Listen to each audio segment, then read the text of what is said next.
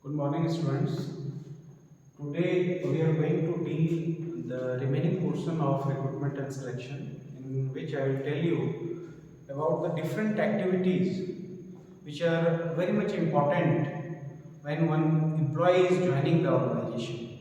Which are the activities, which are the compliances we need to take care of, that I will today deal with you. Okay. So if you see, there are different points over here, that suppose if any employee has got selected by the organization, then it is the prime role of HR department to issue the offer letter or appointment letter in that concern.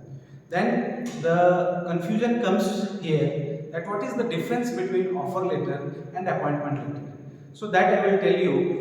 Offer letter means, suppose the company is going to conduct the walk-in interviews somewhere in some locations, then it becomes very difficult to produce appointment letter then and there, because appointment letter needs certain kind of reference check, different other compliances also to be done, so it takes some time. So what is the solution? The solution is to prepare the offer letter, and the authorized signatory will make the signature on that offer letter. It can be GMHR or DGMHR who is having a strong profile related to HR department, and he or she can issue the offer letter instantly. If any employee, any person cracks the interview and gets selected in that company, then in that circumstance, just at that particular location, HR department is authorized to issue the offer letter.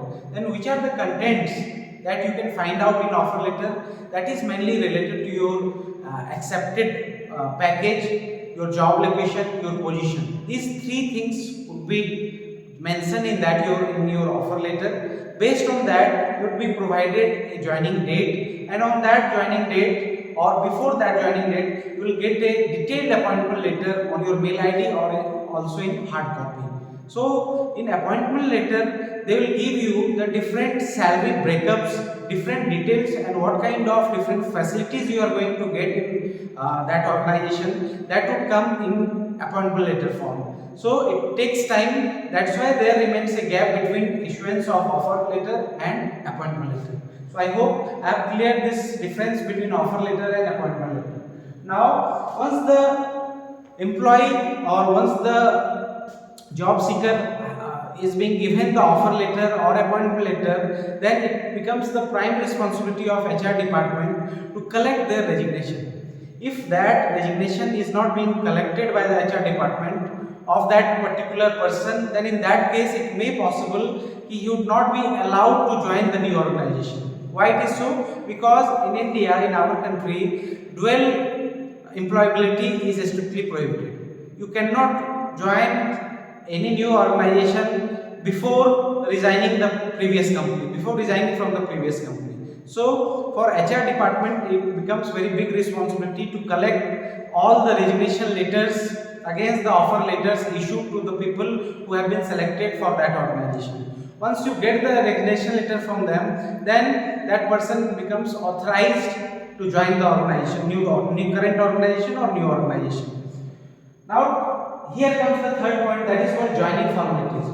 If any person is coming for joining the organization, which are the joining formalities which are required to be done with the help of HR department? So as being in HR department, it's the responsibility of HR department to produce the joining formalities format to the concerned employee. He fills all the information related to his employment history of previous organization, his credentials, his educational qualification information, and all the personal details that he fulfills on the given format of joining formalities. After that, he produces all the related originals in front of HR department for final verification. In that, he will have to produce all the credentials related to his educational qualification, as well as if he is having work experience, then in that concern he will have to show all the experience letters of the previous companies. And once HR gets all the details of his personal information also, he will have to provide the Aadhaar card, PAN card and all the other informations related to his personal information. And HR department, once he collects that information, then he makes all the entries in ERP. Once HR department makes the entry in ERP, after that employee code is generated, employee Spark ID is generated. Based on the company's portal, employee gets the employee ID, username, password and his employee code. It means employee would be codified in number. So that it would be, suppose one employee joins the organization, he would be given a code of 204719. So now that employee is locked with that number.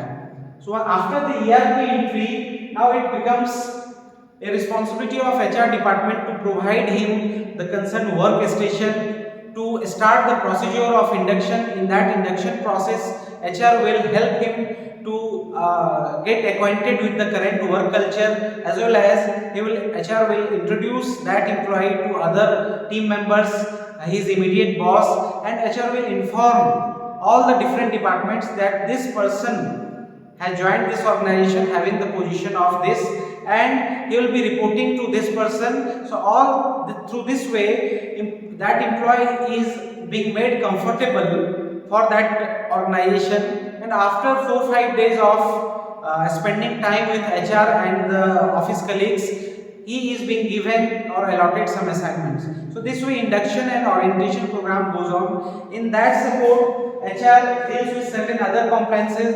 That employee will be allowed to go for starting his bank account, in which his salary would be credited, and employee would be given all the different stationery part, workstation, his computer, his Spark ID, username, password, so that he can get all the comfort. If employee is residing at any guest house, then he would be provided the particular guest house room. His mess facility would be available through the help of HR department. So all the different activities would be done just because of giving comfort level to that employee. Once employee feels that now I am having a position of comfort level, then he starts concentrating upon his own assignments. So I hope that through this small session on post recruitment activities, I tried my level best to clarify this issue. Thank you very much.